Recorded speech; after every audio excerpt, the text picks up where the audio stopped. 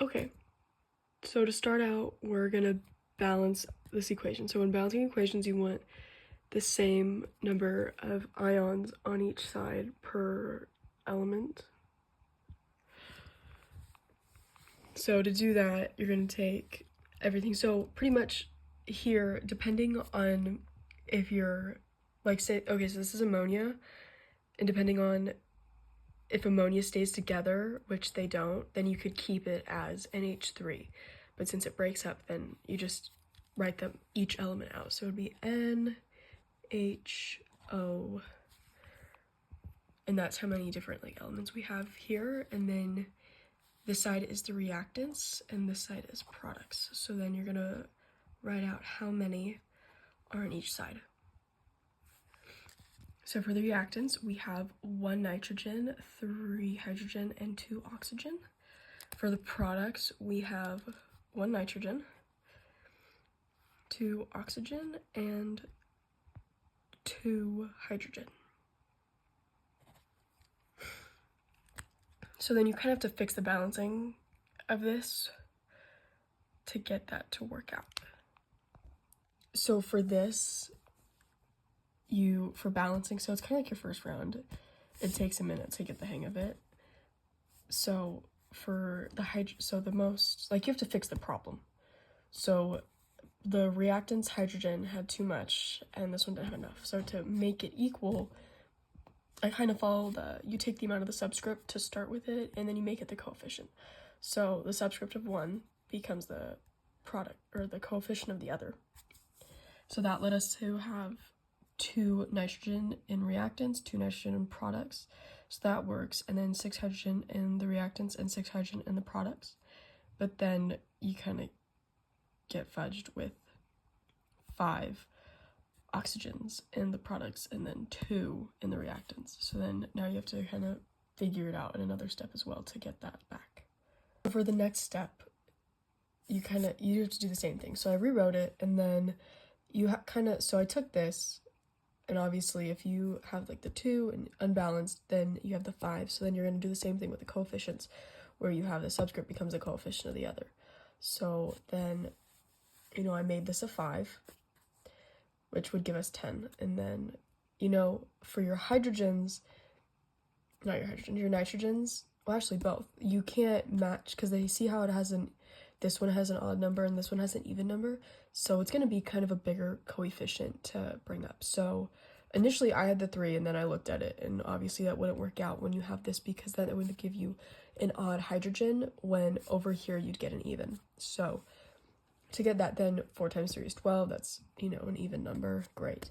So I put a 4 nitrogens, and then 4 over here, 4 nitrogens as well, balances out, and then that would give you 12 hydrogens. So that would make this guy over here have to become 6, and then that would give you the 10. So anyways, this is the worked out balance equation. I should probably rewrite that. But anyways, it would be this. And then that would move to your Stoich problem over here, so you made sure it was balanced. Okay, so I rewrote that. Don't mind that.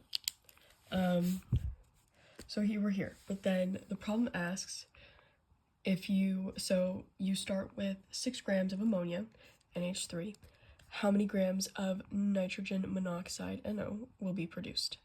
So you never start with like the ratio, is what he says. So, like, the molarity is like the liters per solute or whatever, and so that's a ratio. But 6 grams is like a stable, that is something that can be measured, I think is what he said. So if we're starting with 6 grams, then you'd start with the 6 grams of NH3. And this is like if you were to be doing something in a lab. So technically this is the theoretical, and then you transfer that into lab. So say we're taking like the 6 grams of ammonia, so this was what we'd be doing in a lab, but this is our prediction of what is to come. So 6 grams of NH3 is our starter, and then you want to see, well, how many grams of nitrogen monoxide will be produced afterwards. So this is the moles of this, and so like these are all moles, and this will get into it in here, like the mole ratio, and that will come. So if we're doing from NH3 to NO, so then we're going to do the mole ratio of NH3 over NO, or nitrogen monoxide over each other, one over the other, but we'll see when we get there because I can't remember which one goes over first. But then the ratio is 4 to 4, which would just be 1. But say if it was 5 and it was a different equation, then it would be 4 over 5. So let me just kind of write that out without having to hold the phone, and then I'll be back. So this is the final, like, I'll walk you through this. So you take the 6 grams, which is mentioned up top, of what you're looking at. And so 6 grams is here of ammonia, and then you're going to use the molar mass to get from grams to moles.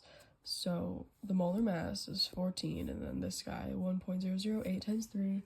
Put that together, plug it in, and that will be 17.094 grams of ammonia for 1 mole of ammonia. And then you can cancel out mole of ammonia and mole of ammonia.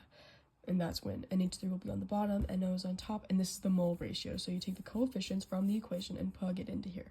4 over 4 is just 1, so I don't really, like, plug that in when you're doing a calculation. And then you're going to get from, since you're trying to get from 2 grams, you're going to cancel out the moles. So mole of nitrogen monoxide to mole of nitrogen monoxide. And then you're going to do, again, this is molar mass. So molar mass of nitrogen monoxide is 14.0 to plus 16. And then that gives you 30.07. So then when you multiply and plug this all in together, you get 10.5549, I think. And then you're going to use your sig figs round 10.6 grams nitrogen monoxide. So there's nothing mentioned of excess or balancing, or not balance, we already did balancing. So this is like the basic one where no excess is mentioned.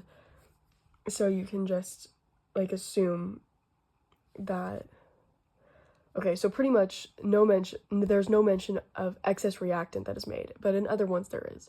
But for this one, we can assume that oxygen is in the excess. So this guy here is in the excess. And that the limiting reagent in this case is ammonia, and that determines how our product is formed because that's what we're looking at. But for another one, since there's like nothing else mentioned, I said ChatGPT like right of this problem, but say you were to have something else that was mentioned in the equation, like the liters, for if we go back to say, what is it? Like this guy right here.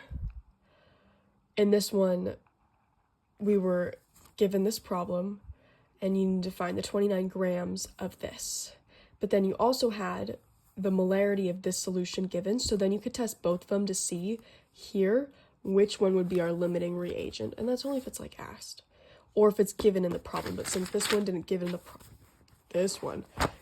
problem, you don't look for it. So this would be your final answer. Okay, I hope that helped. Let me know if you have any questions.